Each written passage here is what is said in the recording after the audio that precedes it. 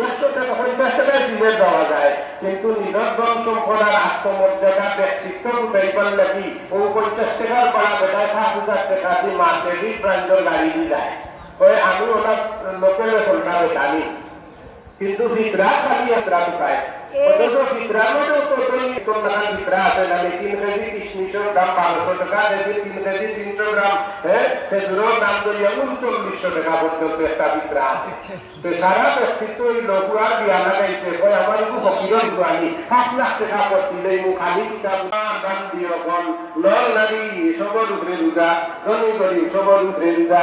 কেউ কয় আমার রোজা রাখাই লইলাম, আমার রোজা রাখাই লইলাম। কেউরি রোজা কেউ রাখতে পারে না। গরিবের হইল ধনী, তুমি অসুস্থ, তোমার রোজা আমি রাখি লইব, গরিব একটা করি আর রোজা রাখতে পারেন না। তাই যদি সুস্থ হওয়ার কাছে ওই যে রমজানের পরে 11 মাস করব, সুস্থ হওয়ার কাছে রোজা রাখার শক্তি করিল দাম পয়লা কাম হইল, তাই রোজা খোঁজা আদায়, সেটা ওটা রোজা খোঁজা আদায়। তাই দেখা দিলে হইতো না, ফিদিয়া দিলে হইতো না।